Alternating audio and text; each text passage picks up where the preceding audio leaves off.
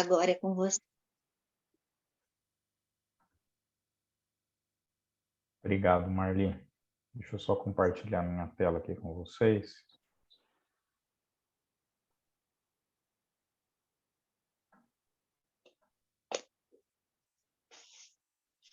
Vocês já estão enxergando a minha tela?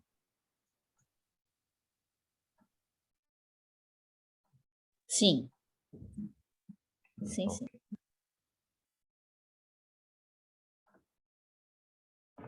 Bom, pessoal, então hoje a gente vai conversar um pouquinho, né, sobre esse tema, o que é o espiritismo e o que motivou, né, a gente procurar falar um pouquinho sobre essa questão, porque parece um assunto básico, né, a gente pensar assim, puxa vida, né, nós sabemos mesmo o que é o espiritismo.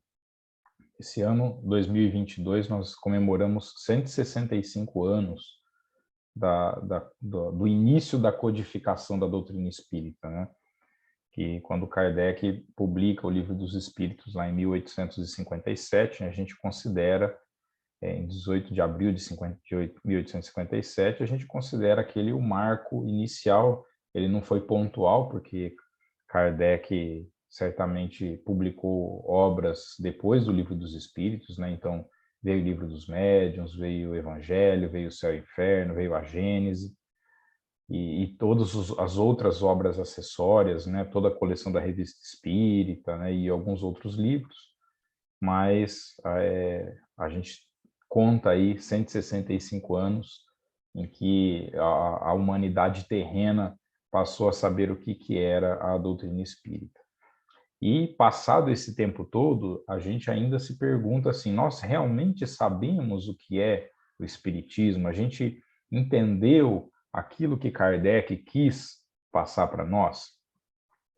E o objetivo, né, dessa apresentação é justamente a gente tentar entender isso. Por quê? Porque ainda, na atualidade, existe muito desconhecimento a respeito da doutrina espírita, existe muita definição completamente equivocada sobre o que é o espiritismo.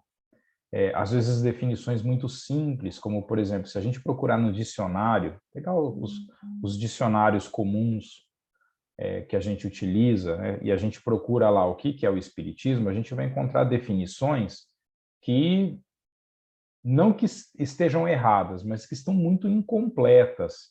Elas não definem exatamente o que é a doutrina espírita. Porque a definição que está ali pode caber em diversas religiões, então não permite a gente realmente identificar o que é a doutrina. Então existem, né, definições das mais variadas e que, obviamente, não correspondem à verdade, né? Como essas daqui, ó, sistematização de velhas superstições, tentativa frustrada de elaboração científica, esboço impreciso de filosofia religiosa. Então, teve gente definindo de toda forma. Claro que aqui essas definições aqui são definições de pessoas que são contrárias à doutrina, né? Simples crença, espécie de religião e superstição, eivada de resíduos mágicos. Quer dizer, a gente nota que ainda existe muita incompreensão sobre realmente a doutrina espírita. E certamente, né, nós podemos dizer que ainda existe um preconceito forte contra o espiritismo, ele ainda existe, embora isso já tenha melhorado muito, né? Mas no passado ele já foi muito difícil, obviamente que eu acho que nós não podemos imaginar as perseguições e que o Kardec, por exemplo, deva ter enfrentado na sua época, porque deve ter sido muito difícil ter que, né, ser, vamos dizer assim, o porta-voz desta doutrina, né, o codificador dessa doutrina, porque a gente nota que, né, se a gente pegar já em períodos mais recentes, a gente nota que ainda existe muito preconceito, né, e esse preconceito ele vem tanto por parte de adeptos de outras religiões, pessoas que são contrárias, assim, que se declaram, né, completamente contrárias e que, na verdade, não entendem o que é o espiritismo. Uma outra questão que a gente também identifica bastante é que a maior parte das pessoas que procuram a doutrina, procuram um centro espírita, por exemplo, elas estão indo apenas para resolver os problemas imediatos. E aí já entra uma questão importante, porque esse não é o objetivo da doutrina espírita. A doutrina não está aqui para que a gente simplesmente resolva os nossos problemas, mas que ela nos auxilie, ela vai ser, na verdade, uma ferramenta de aprendizado para todos nós. E não uma solução imediata, né, de uma maneira mágica, a gente tira os problemas. Quem trabalha, né, na casa espírita, certamente se depara muito com esse tipo de situação, né? É muito comum a gente receber uma pessoa na casa espírita que está chegando, por exemplo, pela primeira vez, muitas vezes trazendo problemas importantes de vida, de saúde, e aí essa pessoa ela começa a receber um tratamento lá no centro, então ela começa a tomar passe, ela é recebida ali no acolhimento fraterno, ali ela ouve, ela vai, né, receber toda uma orientação, ela vai ouvir palestras, e aí essa pessoa começa a melhorar. E o que geralmente acontece? Essa pessoa simplesmente desaparece. Ela não volta mais a hora que ela melhora. Por quê? Porque ela simplesmente estava interessada em resolver o seu problema imediato, né? E muitas vezes ela vai continuar, né, agindo da mesma forma, né, muitas vezes praticando as mesmas ações que são contrárias ou que são distantes das leis divinas, e muitas vezes, né, recorrendo nas mesmas falhas. E o que muitas vezes a gente vê é, depois de um tempo, essas pessoas voltarem naquela casa ou procura outra casa espírita. Por quê? Porque os seus problemas retornam. Porque, na verdade, ela não entendeu aquilo que é a proposta da doutrina espírita, que não é a solução imediata, não é simplesmente tirar o problema dali da frente, mas é justamente a gente se transformar, né, e aprender com aquilo e nos tornar pessoas melhores. E certamente, né, isso acontece porque poucas pessoas talvez estejam amadurecidas para entenderem essa proposta da doutrina, né, para poder perceber aquilo que ela está se propondo. Em geral, são esses, né, que percebem essa proposta, que realmente vão abraçar a causa espírita, que vão fazer disso o seu ideal de vida, que vão, né, considerar isso nas suas ações, no seu dia a dia, seu convívio com as pessoas. Então, isso ainda são questões que a gente nota que são poucas pessoas que se despertam espiritualmente para essa questão. Para a gente entender um pouco, né, da onde que vem a doutrina espírita, é interessante a gente entender o contexto da humanidade, né? Por que aparece a doutrina espírita e por que ela foi codificada lá no século XIX, né? Puxa, ela não poderia ter sido codificada antes? Ela não poderia ter surgido de outra maneira? Por que foi no século XIX, lá na França, com Kardec, que a doutrina espírita vai aparecer? Então, para isso, a gente precisa entender um pouco como que a humanidade evoluiu nesse tempo, né? E entender um pouco como que nós, como humanidade, fazemos para entender a vida, para conhecer, para interpretar os fatos, os fenômenos. E certamente a primeira ferramenta que a humanidade utilizou para poder entender a vida foi a religião. Então, isso existe, né, como vocês veem nessa representação aqui, da época lá da Idade das Cavernas, né, vocês percebem aqui a própria feição das pessoas diferente, né, porque esse daqui não era nem o Homo sapiens ainda, né, não era nem a espécie que nós somos hoje no planeta.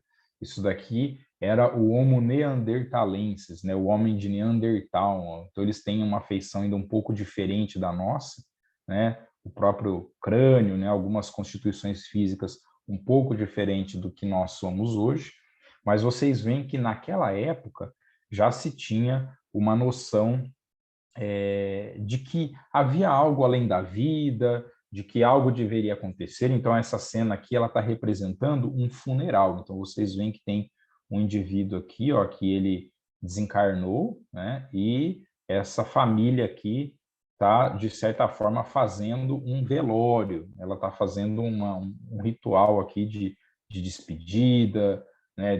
Na tentativa aqui de entender o que está acontecendo. Então, isso é algo que existe lá desde a época das cavernas, em que a gente ainda vivia numa condição bastante rudimentar, mas ali já se expressava as primeiras ideias do que poderia ser a religião. Então, a religião, ela foi a primeira forma que a gente teve de entender a vida, e ela perdurou por milhares e milhares e milhares de anos, né, sendo essa forma bastante importante de interpretação dos fatos. As religiões, obviamente, que conforme as civilizações foram surgindo, elas foram se tornando mais elaboradas, né? Surge aí o misticismo nas antigas civilizações, e desse misticismo é que se originam, por exemplo, as mitologias. Então, a mitologia grega, a mitologia romana, a mitologia egípcia, que são mitologias bastante conhecidas, né?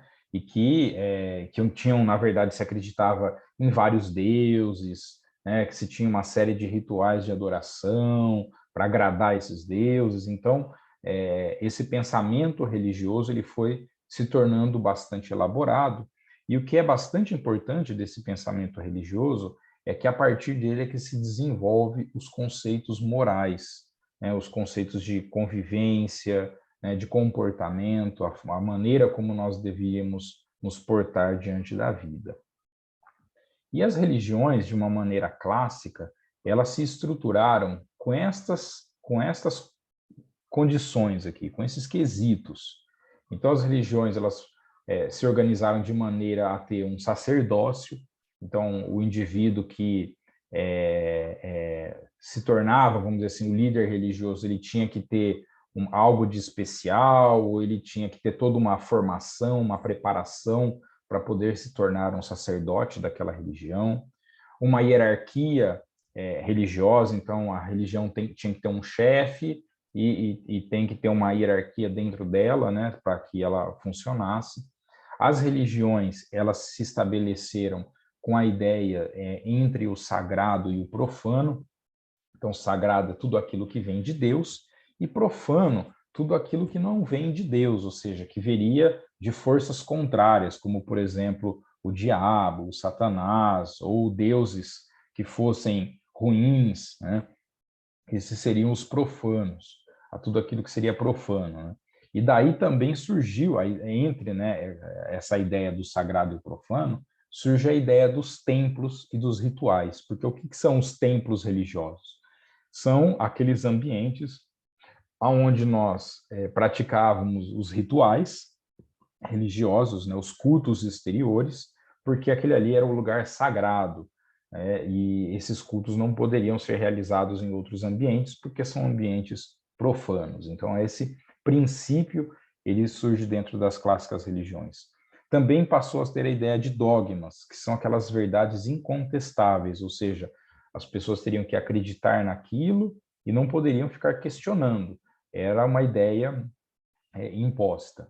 A própria moral religiosa, isso está presente em todas as religiões, né? Então todas as religiões se estruturaram certamente com conteúdos morais, e dentro das religiões clássicas também existe muita ideia do salvacionismo. O que seria o salvacionismo?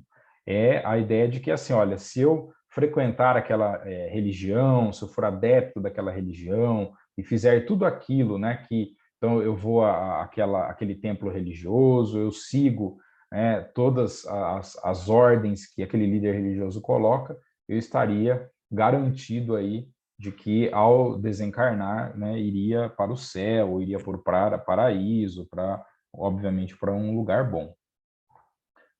Depois da religião, a gente teve o desenvolvimento de uma outra forma de entender a vida, que foi a filosofia. A filosofia, ela vai surgir já nas antigas civilizações, e ela tem como, vamos dizer assim, o grande marco da filosofia foi a antiga Grécia, né, em que a gente teve grandes filósofos. Aqui eu trouxe o exemplo de 3 deles, que são os mais renomados, né, os mais conhecidos filósofos da Grécia Antiga, que é Platão, Sócrates e Aristóteles, né? Em que o Sócrates, né, era vamos dizer assim, o mentor desses dois, do Platão e do Aristóteles, né? Ele que foi um grande marco, né, na história da filosofia. E a filosofia, ela já tentava interpretar a vida de vamos dizer assim, um pouco diferente do que a religião, porque a religião, naquela época, ela ainda tinha muito conteúdo mágico, assim, né? Muito conteúdo místico, que ficava muito obscuro, por que que é assim. A filosofia, ela já passou a utilizar a razão como uma ferramenta básica do conhecimento. Então, as coisas tinham que ter lógica, tinham que ter sentido. E a filosofia sempre buscou muito trabalhar com os porquês da vida. Então, assim, de onde viemos? O que acontece conosco depois da morte? Qual que é o objetivo da vida? Então, a filosofia também tentando trabalhar com essas questões, mas tentando fazer isso de uma maneira lógica, né, usando a razão. Mas a filosofia, ela, embora ela tenha se desenvolvido, ela não ganhou tanta força quanto a religião. Então, a religião se manteve ao longo de muitos e muitos séculos, né, como sendo a grande forma do pensamento humano. Algumas religiões incorporaram conteúdos filosóficos na tentativa de melhorar um pouco a maneira como elas encaravam as situações, mas isso acabou não evoluindo muito. E depois nós vamos ter uma terceira forma da humanidade enfrentar os seus problemas, enxergar a vida, que foi a ciência. A ciência, ela vai surgir no período do Renascimento, então é no final da Idade Média que vai surgir a ciência. Por muito tempo a ciência ficou, principalmente no mundo ocidental, né, ela foi muito perseguida por parte dos religiosos, que não aceitavam muito essa maneira de se enxergar a vida, e por isso mesmo a ciência, ela surge, embora tenha surgido no próprio meio religioso, porque os primeiros cientistas, né, no mundo, eles eram religiosos, eles eram ligados à religião, porque geralmente eram as pessoas que tinham mais chance de estudar, que sabiam ler, que tinham mais acesso à informação. Então, eles é que acabavam, né, desenvolvendo as teorias, né, as pesquisas que existiam na época. Mas, vamos dizer assim, a grande parte dos religiosos não aceitavam isso, as instituições religiosas não viam isso com bons olhos, e isso acabou gerando muita perseguição sobre esses pesquisadores daquela época, e isso fez com que a ciência criasse um ranço com a religião, né, e que houvesse uma cisão entre esses dois campos de conhecimento. Então, o grande despertar científico ele vai acontecer no século XVIII. Então, ele acontece aí aproximadamente 100 anos antes do Kardec codificar a doutrina espírita. E esse despertar científico, ele justamente se deu justamente por essa completa cisão com a religião. Isso se deu no movimento iluminista, que foi o grande marco foi o século XVIII. Então, aqui tem alguns exemplos, né, de pensadores iluministas, né, como John Locke, o Voltaire, o Rousseau, Diderot, que foram grandes pensadores do iluminismo e que tinha como grande objetivo desenvolver o espírito crítico, ou seja, voltava àquela questão de você predominar o uso da razão, da lógica. E os iluministas, vejam só que interessante, eles não eram completamente, nós somos contra a religião. Não, eles eram, na verdade, a favor do que eles chamavam de religião natural, ou seja, uma religião que não dependesse de instituições religiosas, que não dependesse da imposição de ideias, mas que fosse fundamentada na razão, que fosse que o indivíduo pudesse se desenvolver com aquele conteúdo. Então, era uma ideia diferente de religião que esses pensadores propunham naquela época. Certamente, a ciência ela foi um grande marco na história da humanidade, porque ela trouxe uma mudança para a vida das pessoas muito grande, né? Porque a tecnologia que se desenvolveu, ela permitiu com que a vida mudasse. Então, mudou os bens de consumo, mudou a qualidade de vida, a gente passou a viver melhor, a gente passou a ter muito mais facilidade para se deslocar com meios de transporte, para se comunicar entre as pessoas. Então, o impacto que a ciência trouxe na vida das pessoas, ele foi muito intenso, muito grande, e isso, obviamente, deu muita força para que a ciência se desenvolvesse nesse caminho.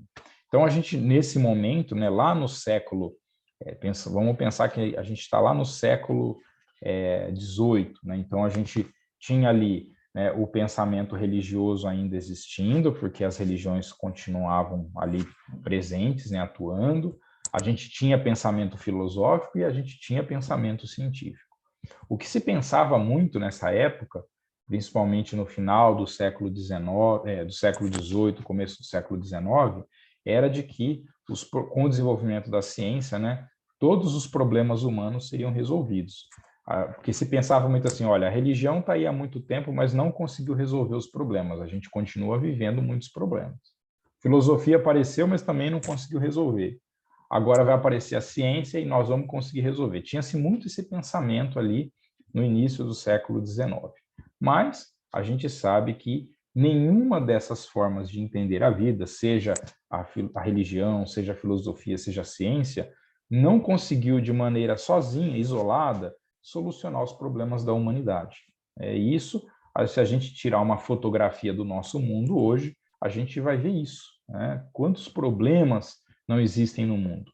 Um mundo que, apesar de estarmos aí no século XXI, ainda temos guerras acontecendo, ainda temos muita violência, ainda a gente tem muita gente morrendo de fome nesse planeta, né, sem condições mínimas de vida, né, sem a menor dignidade de vida, há locais, né, no mundo com condições extremamente precárias, com pobrezas extremas, violência, corrupção, agressividade, muito individualismo, ou seja, a gente ainda vive muitos problemas na humanidade que mostram que essas formas todas não foram suficientes para entender e solucionar os problemas.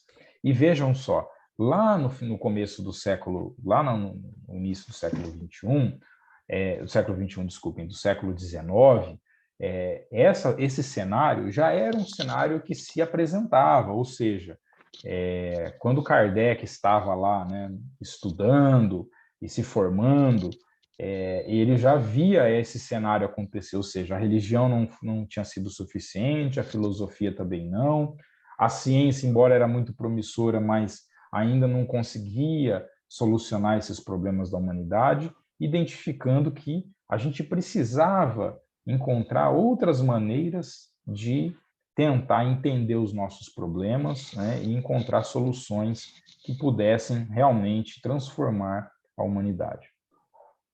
Essa busca, né, por um outro caminho, ela já se iniciou no próprio movimento do iluminismo, com o próprio Rousseau e com esse filósofo alemão chamado Immanuel Kant. Porque esses dois filósofos, eles traziam muito consigo a ideia de que a gente deveria, como pessoas, né, nos reconhecer livres. Vejam bem, olha só, reconhecer-se livre e responsável para agir conforme a lei presente na consciência. Vejam só, vocês com certeza já ouviram falar isso em algum lugar, né? A gente vê lá na questão 621 do Livro dos Espíritos, quando Kardec pergunta onde está escrita a lei de Deus, né? E os espíritos respondem na consciência. Vejam só, esses pensadores do século XVIII, né, que são bem anteriores a Kardec, já falavam isso. Olha só, que nós deveríamos nos reconhecer livre e responsável para agir conforme a lei presente na consciência, mediante uma reflexão de si mesmo.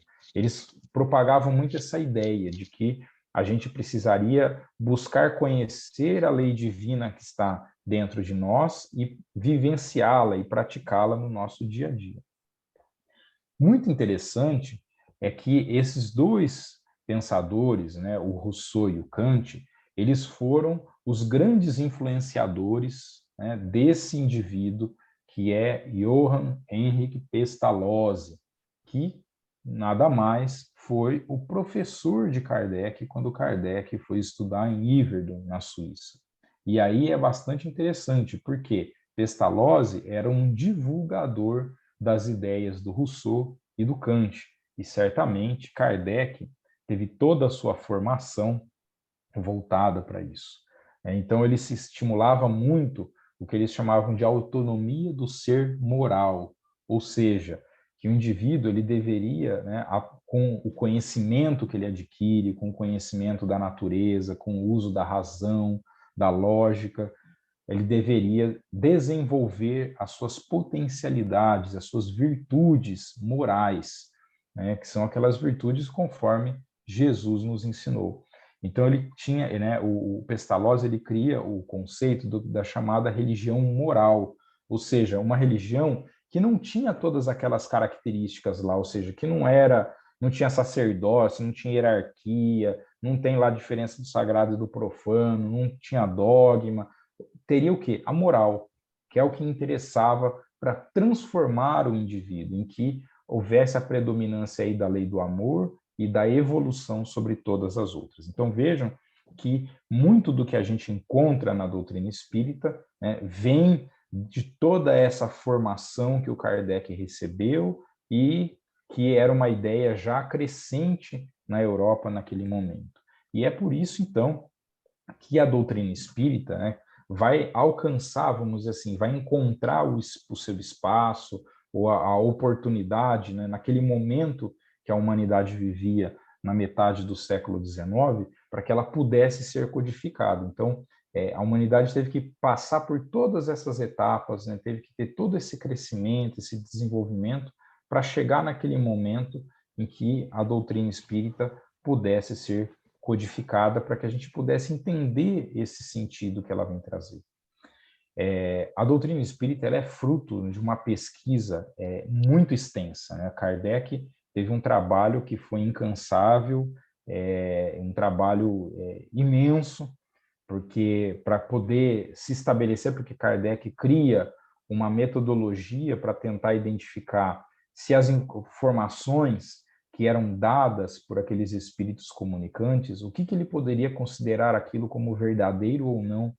Então, ele faz uma extensa pesquisa, ou seja, ele trabalha com diversos médiums, ele recebe uma quantidade imensa de comunicações e vai confrontando, ele vai pergunta para médiums diferentes a mesma coisa, faz perguntas diferentes, querendo saber a mesma coisa, mas pergunta de formas diferentes, para médiums diferentes, para ver se a informação muda. Então, ele foi trabalhando de uma maneira muito intensa para que acontecesse, né, essa carga enorme de comunicações e que ele pudesse analisar e falar, olha, isso daqui tem lógica, isso daqui tem sentido, isso daqui realmente permite a gente construir um corpo de doutrina, ou isso daqui não, isso daqui não dá para a gente aceitar.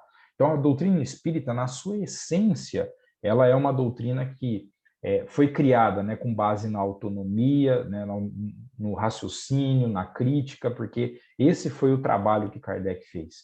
E ele sempre estimulou muito que todos nós, né, que adotamos para a nossa vida a doutrina espírita, a gente também usasse esse mesmo caminho, né, da autonomia, do raciocínio, da crítica. Por quê? Para que a gente pudesse construir em nós, né, uma moral muito mais sólida, muito mais firme e capaz de enfrentar a razão, como ele diz mesmo lá no Evangelho segundo o Espiritismo, né, a fé raciocinada é aquela que pode encarar a razão face a face em qualquer época da humanidade. né? Essa era a fé raciocinada que Kardec tanto falava para nós.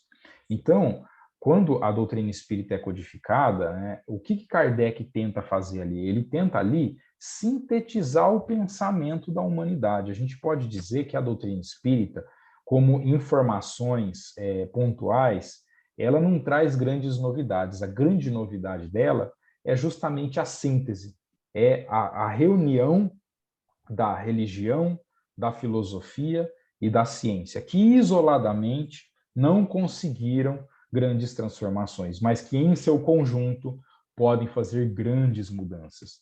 Então, da religião, a doutrina espírita vai trabalhar basicamente os conceitos morais, né? Da filosofia vai trabalhar muito a razão e da ciência o método científico, né? Que foi isso que Kardec se baseou para poder codificar a doutrina.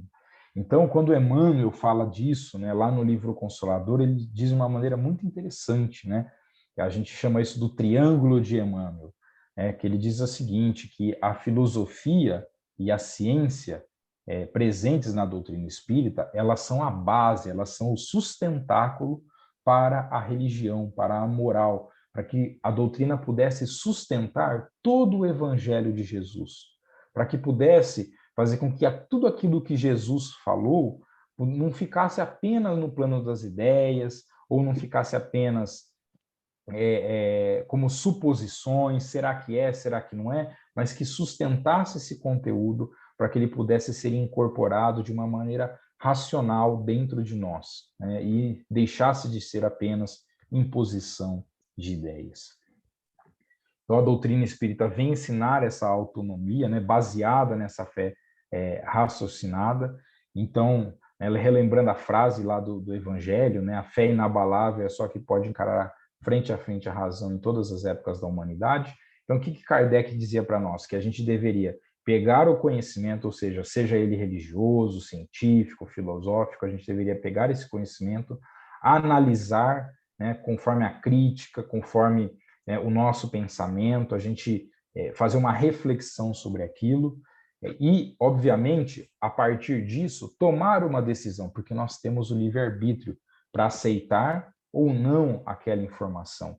E, a partir disso, a gente, então, estaria desenvolvendo em nós essa autonomia moral, essa fé raciocinada, em que aquela informação, ela deixa de ser apenas algo imposto, mas ela passa a fazer sentido para nós. Só para a gente ter um exemplo, vou pegar um exemplo bastante simples, né? Vamos pegar, por exemplo, a reencarnação. A gente fala, né, a reencarnação é um ponto básico, fundamental da doutrina espírita, né?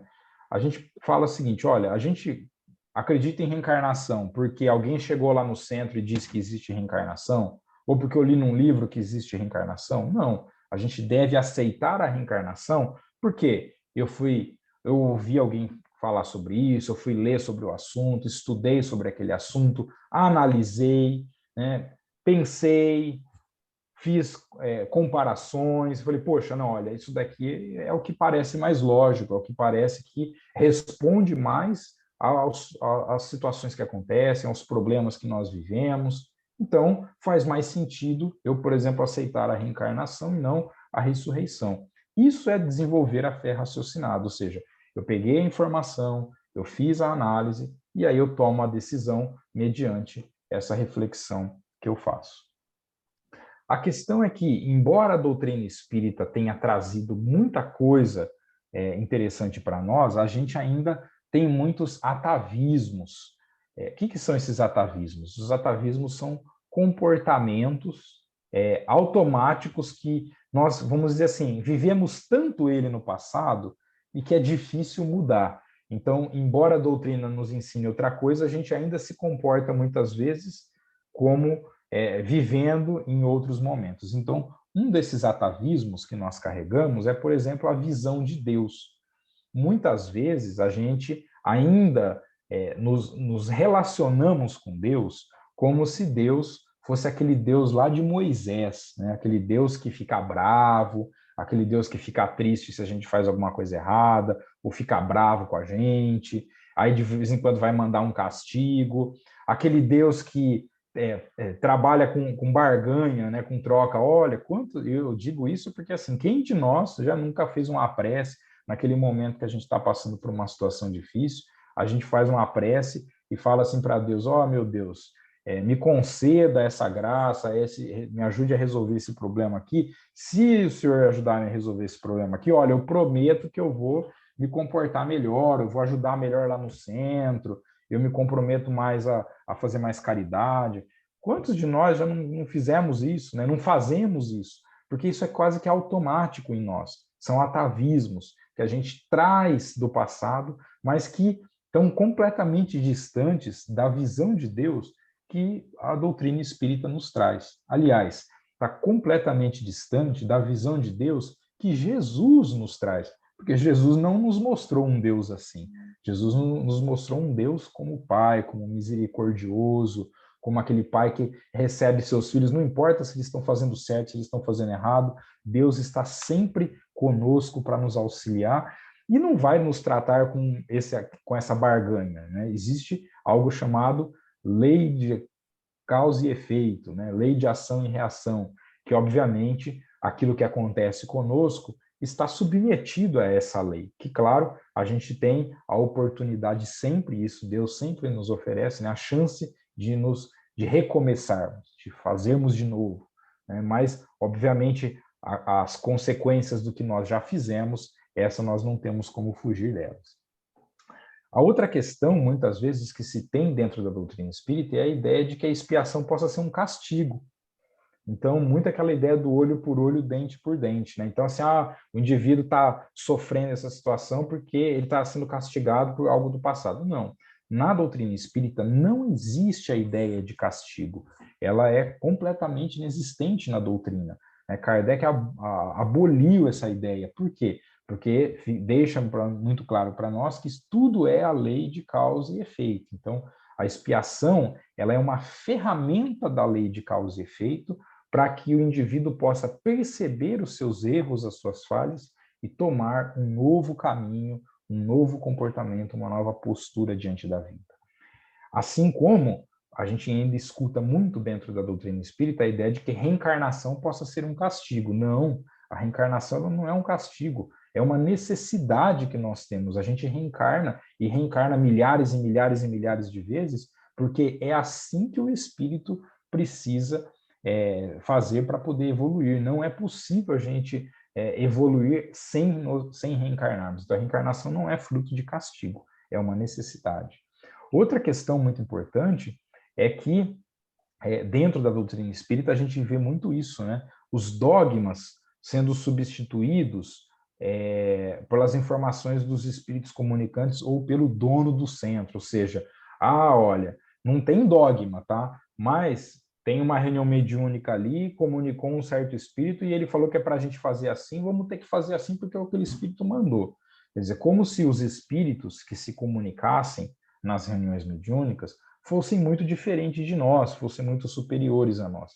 A gente tem que sempre lembrar que o espírito que se comunica é alguém que esteve aqui encarnado e que, assim como todos nós que estamos aqui encarnados, tem as suas qualidades, mas tem as suas imperfeições. Né? Não é ninguém muito fora da nossa capacidade. Só está numa condição que, certamente, quem está no mundo espiritual tem uma visão, pode ter uma visão mais ampla, tem uma percepção, uma consciência de si e da vida maior do que nós que estamos aqui encarnados, mas eles não são donos da verdade. Então a gente tem que tomar muito cuidado com isso, né? Kardec sempre nos alertou muito a essa questão, dizendo que toda informação, toda mensagem trazida pela espiritualidade tem que sempre ser analisada, precisa ser refletida para a gente saber se realmente aquilo é lógico, é cabível, né, usar o nosso bom senso para poder realmente considerar se aquilo deve ser seguido ou não. E a história do dono do centro, porque o fulano é o dono do centro, ele que manda fazer tudo aqui. Na verdade, o centro não tem dono. A gente podemos ter representantes, pessoas que são trabalhadoras ali da casa, mas tecnologista lá da Mesp. É um grupo de pessoas que comandam o centro, né? E, na verdade, a gente tem que sempre tomar muito cuidado porque a gente tem que agir, vamos dizer assim, de acordo com os preceitos que a doutrina vem nos ensinar. E um outro atavismo muito comum que a gente tem dentro da doutrina espírita é a ideia, ainda que existe em muitos frequentadores dos centros espíritas, né, de que basta frequentar o centro para que ele possa cumprir as suas obrigações. Quer dizer, eu tô, vamos dizer assim, eu tô bem na fita com Deus, se eu for ao centro e fizer, né, frequentar lá, eu vou toda semana, eu escuto a palestra, eu tomo o passe, então tá tudo certinho. Quer dizer, como se só fosse isso. E a gente sabe que uma das grandes campanhas da doutrina espírita é de que esse tipo de comportamento não auxilia em absolutamente nada, né? Na verdade, o que nós precisamos é nos transformar, é nos tornar pessoas melhores, né? Ir ao centro é uma maneira da gente fazer isso, mas isso não é suficiente, nem não garante nada para nós. E algumas coisas a gente tem que tomar muito cuidado, né? Coisas que estão relacionadas aí com a doutrina, né? Porque dentro da doutrina espírita, como a doutrina espírita é uma doutrina que tem, vamos dizer, um conteúdo teórico bastante grande, bastante extenso, isso faz com que muitas pessoas, principalmente no nosso país, em que não existe muito hábito da leitura, muitas pessoas confundam a doutrina espírita com coisas ou com situações que realmente não tem a ver com o espiritismo. Então, uma delas é o mediunismo, né? Mediunismo não é sinônimo de espiritismo. Então, muitas vezes as pessoas acham que todo médium é espírita. Não, existe médium na Umbanda, existe médium no Candomblé, existe médium em outras religiões, né, que praticam, que exercem a mediunidade, né, e que, obviamente, tem todo o nosso respeito, porque são religiões sérias, comprometidos com aquilo que fazem, mas que não são espiritismo, ou seja, tem as suas teorias, tem o seu modo de ser, o seu modo de agir, e isso não deve ser confundido com o espiritismo. Outra questão importante é que, como eu expliquei para vocês lá a história do sagrado e do profano, né? Não existe essa diferença na doutrina espírita. No espiritismo não há diferença entre sagrado e profano. Por quê? Porque para a doutrina espírita, tudo que existe vem de Deus. A gente não tem uma briga de forças no universo, né? Entre Deus e o diabo, entre Deus e o Satanás. Não existe para a doutrina espírita isso. Tudo que existe é de Deus.